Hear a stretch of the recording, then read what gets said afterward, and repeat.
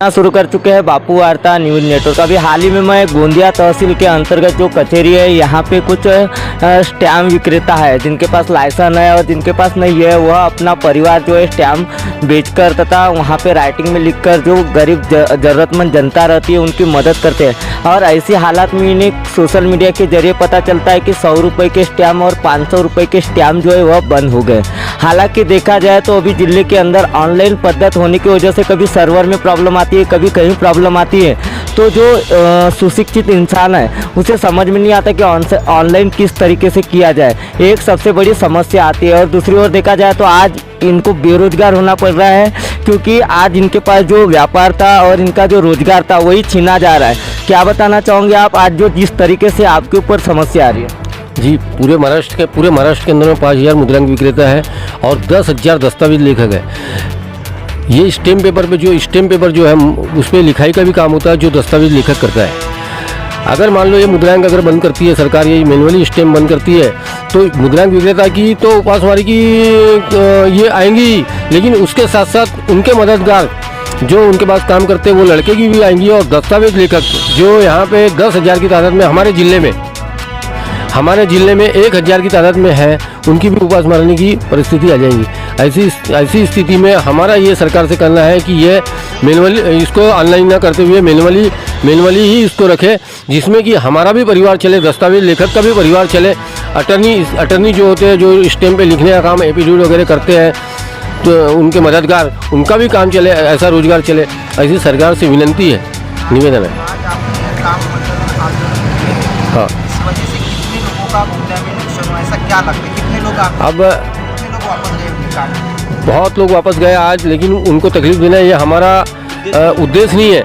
लेकिन हमारा उद्देश्य यह है कि सरकार तक हमारी बात जाए और हमारी उपासमारी की परिस्थिति ना आए, दस्तावेज लेखक की उपासमारी की परिस्थिति ना आए। इसलिए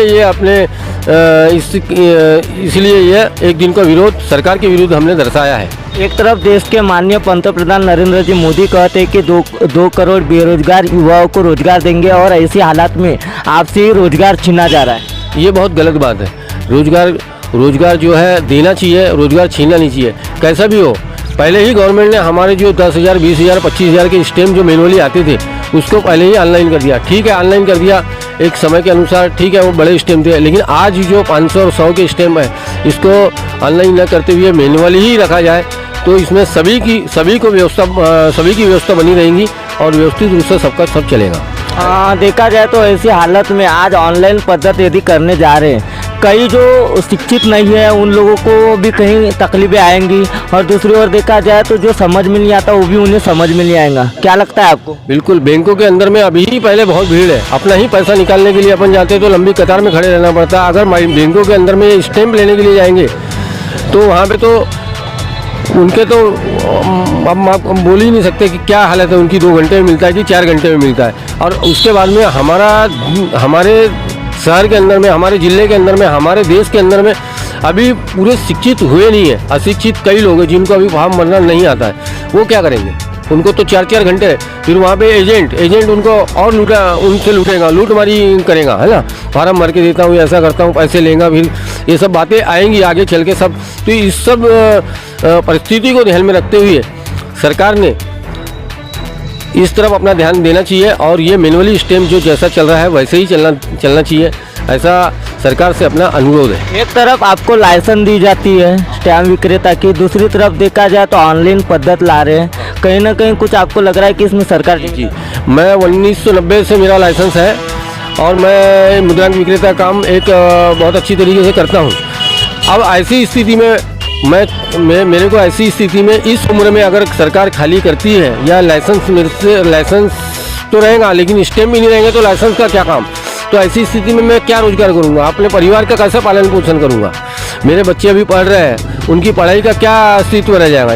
ये सब बातों को ध्यान में रखते हुए सरकार ने इसके ऊपर में ध्यान देना चाहिए, है ना। आज जो आपका धरने आंदोलन शुरू है ये कब तक शुरू रहेगा और कब तक आपकी मांग पूरी नहीं होती है, क्या लगता है? हा एका दिवसाचं आंदोलन आहे। हा जर मागण्या पूर्ण नाही झाल्या तर याच्यानंतर तीव्र आंदोलन पण छेडू शकतात। ऑल ओव्हर महाराष्ट्रात सुरू आहे आजच्या 1 दिवसाचं धरणं आंदोलन। जर मागण्या पूर्ण नाही झाल्या तर जिल्हा संघटन महाराष्ट्र संघटन का निर्णय घेते त्यावर आम्ही तोडगा काढू मग. एक तरफ साधारण इंसान देखा जाए तो वह हलफनामा करता है स्टैम्प के जरिए. मान लो कि एक साधारण इंसान, एक ही इंसान रहता है, बाकायदा देखा जाए तो उसके दो नाम रहते हैं मेंशन, लेकिन स्टैम्प के थ्रू हलफनामा करके उसे थोड़ी राहत मिलती है और राहत मिलने के बाद उसका काम होता है. ये जो स्टैम्प वाला जो काम है वो सरलता से होता है. ऑनलाइन वाले के पास यानी वो उनको ये नहीं रहता प्रेशर किसी का, तो वो लूटते हैं लोगों को. इसलिए ये मैनुअली स्टैम्प रखना चाहिए लोगों सरकार ने. और हमारे समस्या को ध्यान में रखते हुए हम बेरोजगार ना हो और हमारा परिवार जो ऐसे ठीक ठाक से जो समय का ये कर सकते गुजारा, वो अभी इस पे डिपेंड है. तो ऐसी सरकारें रखना चाहिए. क्या लगता है आपको सोशल मीडिया के जरिए जिस तरीके से आपको पता चला उस समय क्या लग रहा था आपको?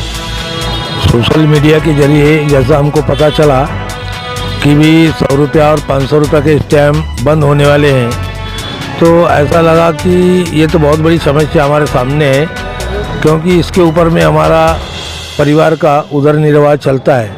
यदि सरकार ने ये बंद कर दिया और ऑनलाइन कर दिया तो उसमें हम लोग बेरोजगार हो जाएंगे और हमारे परिवार को उपासमारी की पारी आएगी. ये परिस्थिति निर्माण होगी. इसलिए शासन से हमारा अनुरोध है कि उनने जो मैनुअली जो स्टैम्प है 100 और 500 के, वही चालू रखना चाहिए और जिससे हमारा रोजगार चले, हम बेरोजगार ना हो. दर्शकों, जिस तरीके से अभी इन्होंने बताया कि मैनुअली स्टैम्प जो है 100 रुपये 500 रुपये के जो स्टैम्प है वह बंद ना करे और हालांकि हमारा जो रोज़गार है वह रोज़गार ना छीना जाए. तो दर्शकों, अब इनकी मांग पूरी होती है या नहीं होती, और ऐसी ही खबर देखने के लिए बापू वार्ता न्यूज़ नेटवर्क को सब्सक्राइब कीजिए, बेल आइकन पर प्रेस कीजिए. गोंदिया से देवेंद्र.